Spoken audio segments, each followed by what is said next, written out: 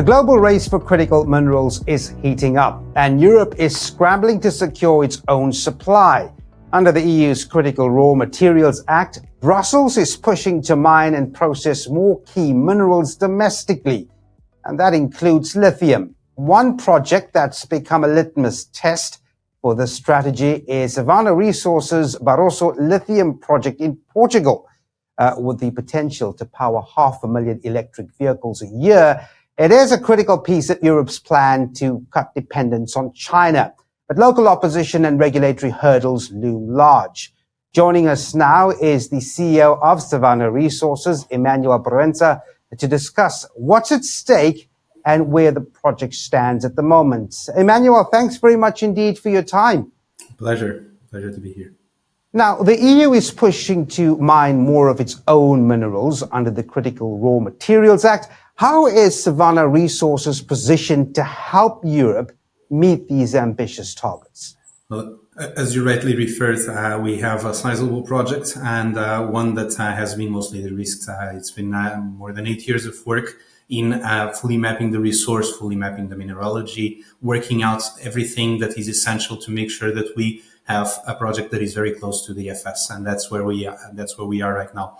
It's mostly licensed. The team that is in place today is a team that is able to deliver the next steps. It's also a team that is able to welcome the few elements that are still required to start building and operating. The capital structure of the company has been reinforced in the recent past, so we're well capitalized for this next step until the FS, and then further approaching FID. So we are in a very privileged position because now that the industry, the automotive industry in Europe has fully understood the challenge that it has ahead and the need for more critical minerals, and that Europe overall has understood how much this is needed, we will be amongst the first, if not the very few only, to respond because we've done our own homework. Okay, I mean, what's interesting is that Savannah Resources has been granted strategic project status. Correct. I want to know what that means under the EU's Critical Raw Materials Act. What does that mean in practical terms for advancing Barroso? Because it's an interesting case study, isn't it? It is. It confirms a set of things. The first one is that the EU is very serious about this, that the Critical Raw Materials Act is not another piece of legislation. It is actually being implemented.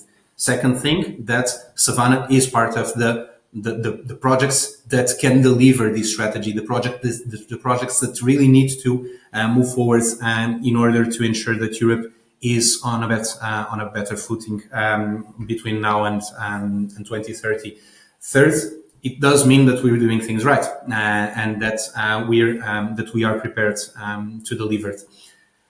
What is expected is that with this classification, further access to funding is available, and so we will hope to have privileged access to funding at a moment that is important for us. And FID is funding in itself, and so the more options there are there, the better for our shareholders and also the better for the progress of our project.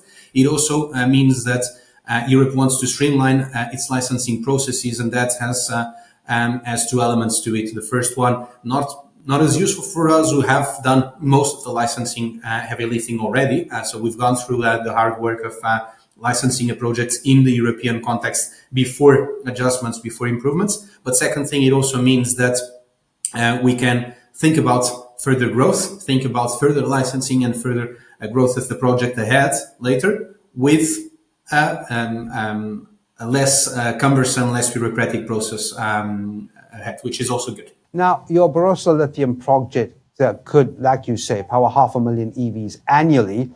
But here's the thing, it's also faced pushback from local communities. Now, reading up from biodiversity concerns to lack of consultations, how are you addressing those concerns? Yeah, it's a very good point. And I think that your readers who have followed the stories around projects like ours for years will know that our project was seen with a bit of skepticism because of that only 2 to 3 years ago.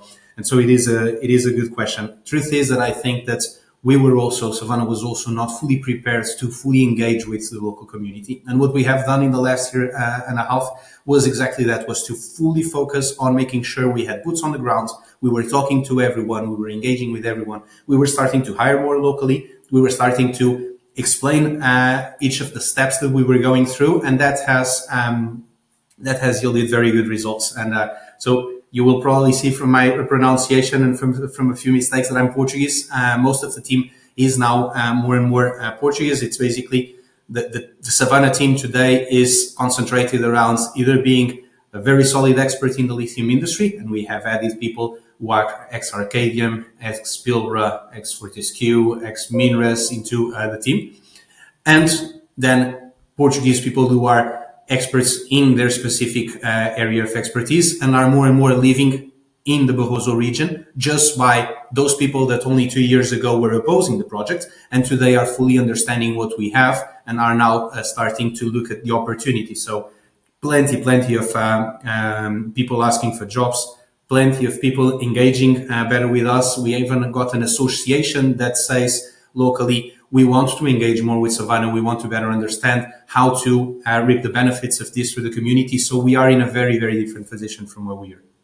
Listen, how are you viewing this US-Ukrainian deal? I mean, it's just secured. The US has just secured that deal with the Ukraine, aiming to lock in critical supplies. Do you see Europe falling behind in the global scramble for resources? How do you see this deal?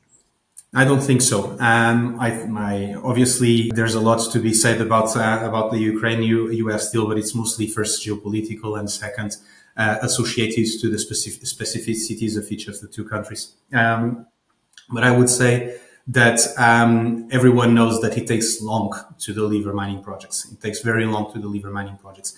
In our case, we have invested already close to $70 million into the project. So we know very well what we are doing. We're very serious about the opportunity. And we also know that it is potentially even more sizable and more interesting than what is in there.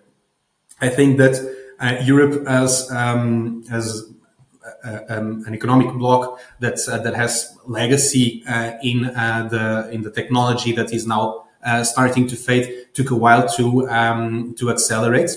It is also clear that the challenger China is ahead of the game, and I used this image in other interviews. If we were in a football match and now we're at the end of the Champions League and so on, so everyone's looking at it at football differently.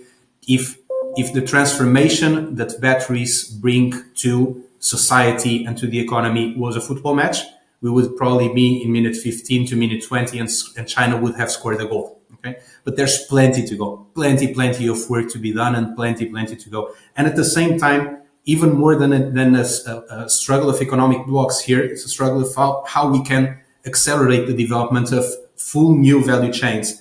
And in there, we're seeing plenty of cooperation happen. So in Portugal, only 7-8 months ago, we didn't have CALB, the Chinese.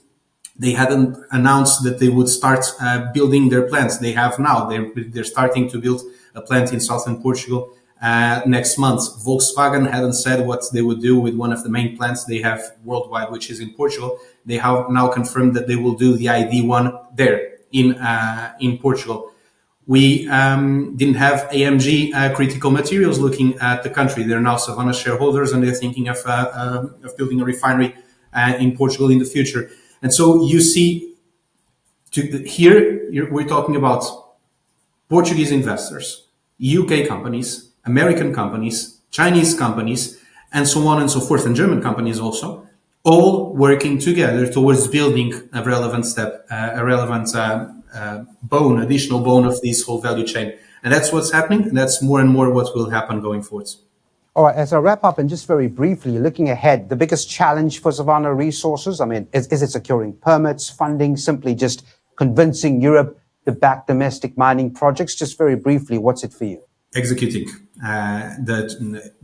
Going from an exploration company to a production company is a challenge in itself. It's a lot of pieces that you need to put together so as to make an harmonious puzzle. I think we're progressing very, very well. But execution in itself is a challenge, and all of these pieces need to be put together nicely. So in all of these pieces, you have a bit of all of what you referred. You have community engagement needs to continue to be reinforced. Hiring needs to continue to be reinforced. We need to strike the right deals for equipment. We need to have assurance that we are progressing to front end engineering and development, and then to construction properly with the right partners. We need to have the full financing package well put together.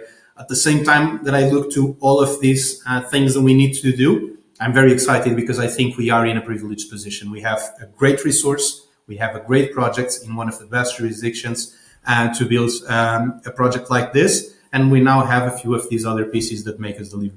All right, we'll leave it there. Well, thanks very much indeed. Very interesting. CEO of Savannah Resources, Emanuel Proenca. Thanks indeed for your time. Thank you. Thank you.